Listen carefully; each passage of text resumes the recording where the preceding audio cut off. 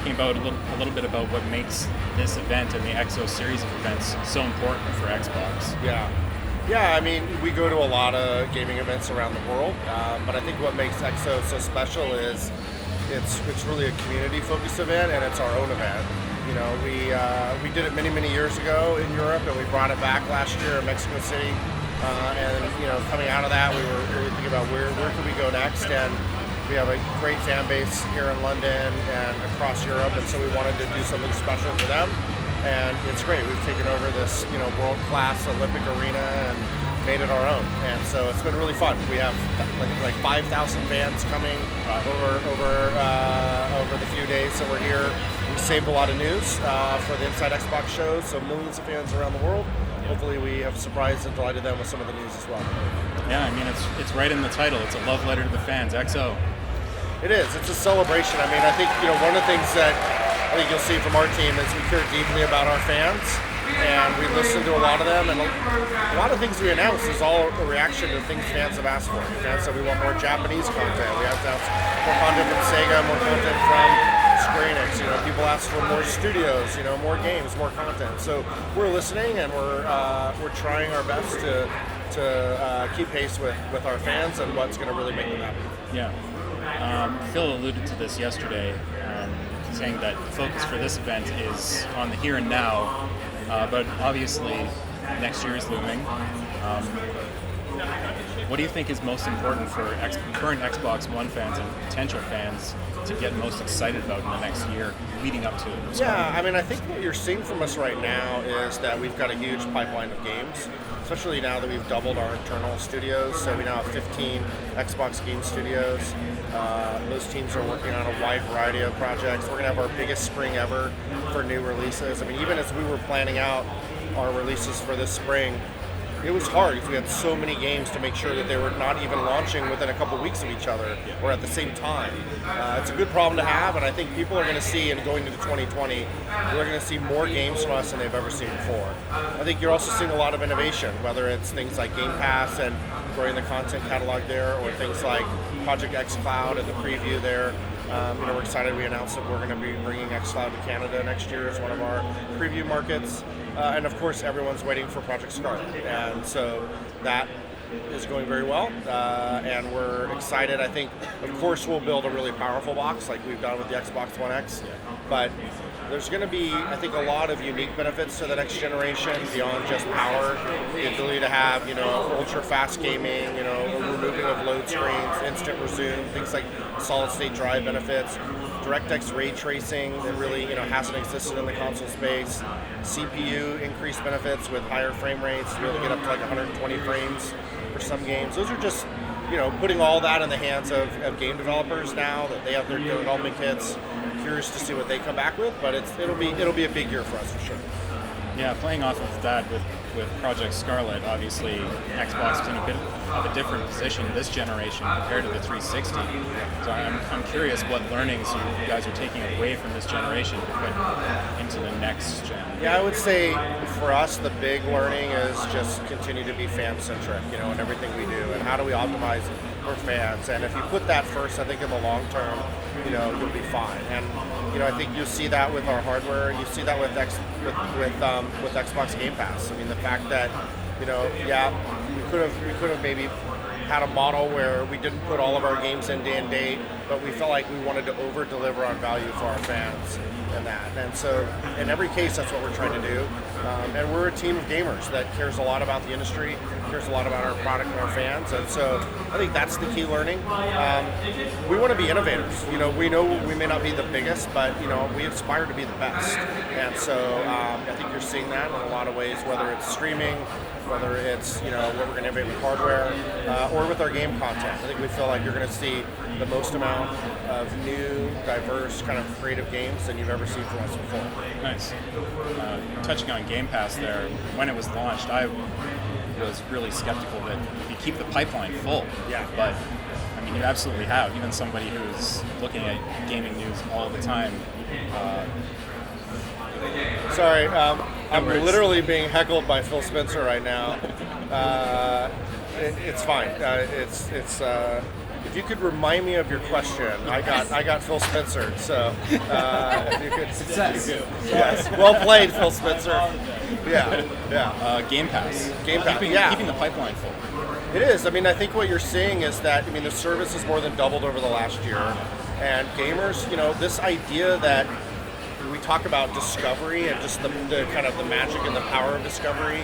And yes, hey, it's a great value to get Gears of War 5 at launch in Game Pass, and it's great to do that. But there's all these great indie games. There's all these great third-party games that, if you were on a budget to be able to go buy games, you just couldn't buy and play them all. So the ability that you can have this limitless library is just something that's really powerful for gamers. And then the idea that you have a shared library with all your friends that also have Game Pass. So it's been a really positive force for the industry. I think it's been great.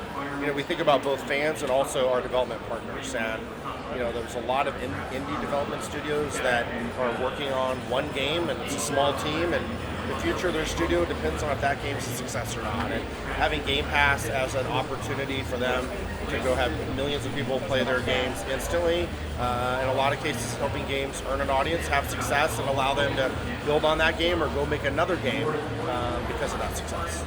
New IP. Yeah. Obviously, there's a few new ones here at the show. The one that caught my attention most is Tell Me Why. Yeah. Because it's dealing with a really sensitive subject and something that has to be treated with proper respect. So I'm wondering if you can speak a bit about that. Yeah, I mean, Tell Me Why is a really interesting project. We are working with Don't on that.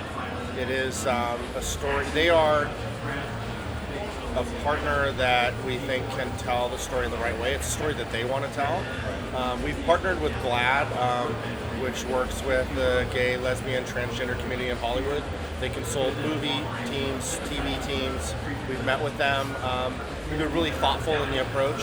For people that aren't aware, this is going to be a great game and a great story. And just, if you've played Life is Strange, you know that they're best in class at this. But what I'm proud of is to be part of a team that, for the first time ever, is taking an openly transgender, playable male character. And so I think that is, it's something that hasn't existed in gaming before, and I think in some ways, it'll spark conversation, it'll spark awareness, and I think it can be a really positive thing. We're being thoughtful about it and trying to be in the right way. The voice of the character is also played by a transgender man, so we again are in every way want to try to do this in the right way and involving that community. And in fact, the lead consultant we're working with at GLAAD is also a transgender man as well, and he's really taken us through the community and how to approach it in the right way, what are the wrong ways to do that. And I trust Don't Nod is just going to make a great game and a great story. It's great, and the response has been really good, which is really kind of heartwarming just to see people embracing it in such a positive way. And I think gaming is such a positive force, and in many ways, gaming can deal with some of these things before even other forms of entertainment are. So it's interesting to see, but hopefully people like the game, and hopefully that community has a good feeling about it as well. I feel like bottom line, if it tells a good story, people are going to enjoy it, and it's obviously going to expose more people to the issues that this slice of the population experience that a lot of us just don't consider. Absolutely. I think awareness and just like the power of empathy, even for us going through the process, like thinking about people in the transgender community and what is that like for them, and do they see other people like them in society, and what does that mean, and what is the reaction to, how are they usually depicted in entertainment, usually not in a positive way. So how can we make this a positive thing for that community, and also drive awareness and hopefully more empathy for what is a reality of the world we live in today. So I'm very proud of that project, and it's great to see such a good response. Moving on to Everwild. Yeah. The vibe I immediately got was two non-Xbox things, but it seemed a little bit like Breath of the Wild crossed with Pokemon. That was the vibe I got. No idea if that's what it's actually. Yeah. Well, yeah, we're not saying exactly what it is yet, but for me it's really special because when I came into this particular role, one of the first things I went and did was went out to Rare, and I saw their first pitch for Sea of Thieves. And, very early pitch, and we were playing early prototypes. And to go on that journey with that team and how they really approach game creation and world creation and how they involve their community, and, they're just really best in class at what they do, and to have now a second team that Louise is leading to go build Everwild is really exciting.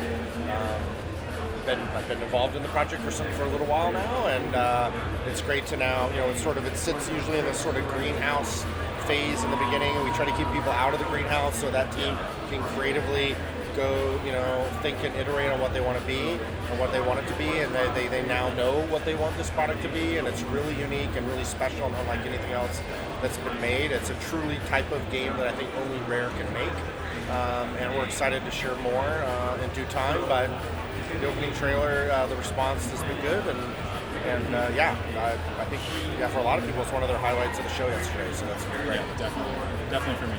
Cool. And finally, Grounded. Yes. Which is a huge departure for Obsidian. Yep.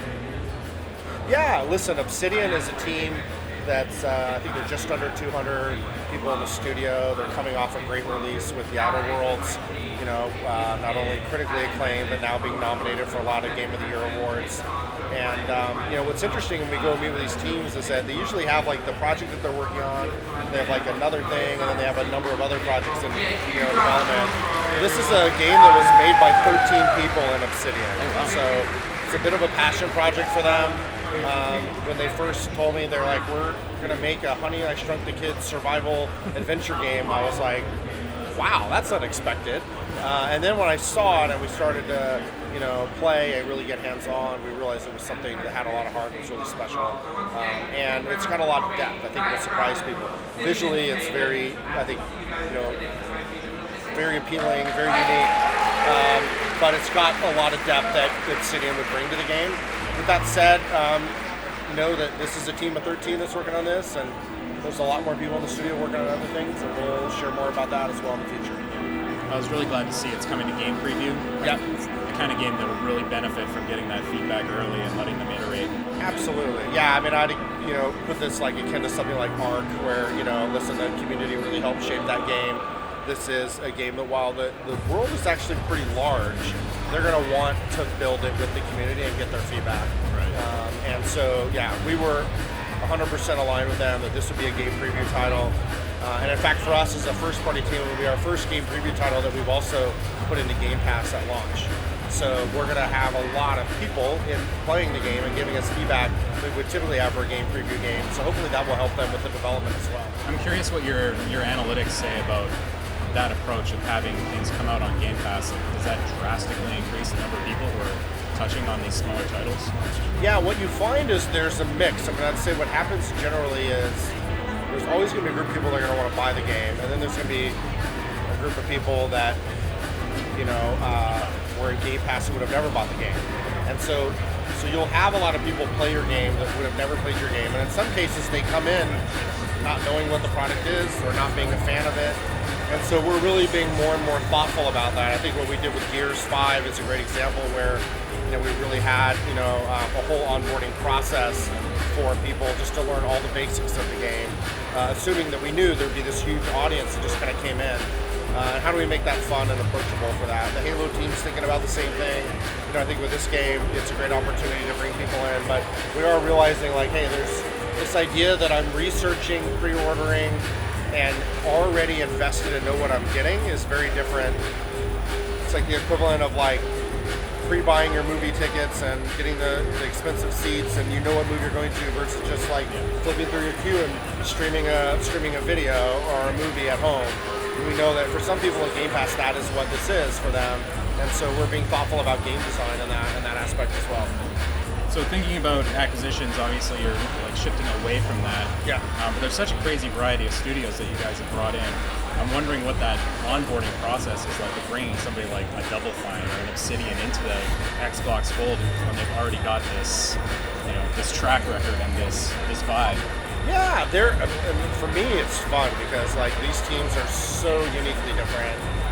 A lot of these groups have operated as independent teams for some time. So Double Fine's a great example of that. Obsidian, Ninja Theory, but it's an honor that not only are we adding them, but they're also choosing us, and so I think it's interesting and knowing Brian Fargo from In Exile Fergus from Obsidian, Tim Schafer from Double Fine. They were kind of the pioneers of Fig and kind of crowdfunding games, and a lot of their games were crowdfunded. And the fact that they've all decided, I'm sure they talk among themselves before they join it, that it did make sense to become part of the Xbox Game Studios team. And and as one joins, people in the community talk, and what's it like being part of this team? And we want to make sure they have creative freedom. We want to enable them to go realize their visions. We don't want to tell them what kind of games they make, because we know they have a track record when they have the access to resources that they will go make great games. They're fun. I mean, there's some good stories. I told Tim Schafer I was coming down to meet with them for like our first kickoff, and he said that I should expect that there might be an animatronic version of him in a conference room, that like when we would present PowerPoint slides, animatronic Tim would just say, "Ooh, sounds interesting, tell me more." And then at the end of the deck, they would say, "That's great, so what would we say our next steps?" So, they're just really, really funny. They're a funny group. But we respect who they are. We don't want to change who they are. We don't want to change their culture. And we want to enable them to go, make the games they want to make. Brian Fargo, first thing he said to us was, "Hey, I'm working on Wasteland 3. We've got this budget based on our crowdfunding.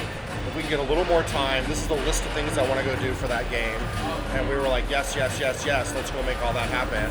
And you saw with Wasteland 3, I mean, that game is going to shape up to be, I think, a really, really big hit for us. And we're going to give them till May to get that done. And really, the only thing we ask is that they bring their games to Game Pass. And they want to bring their games to Game Pass. That's kind of it. Other than that, go make the games you want to make. And these teams are making games that are uniquely different than what we've traditionally had in our Halo, Gears, Forza, kind of our existing internal studios. So it's an exciting time for sure. Awesome. Well, thanks so much, Aaron. Appreciate your time. Thank you. Good luck in the next several months here. We're going to be working hard. We'll be staying busy. So thank you.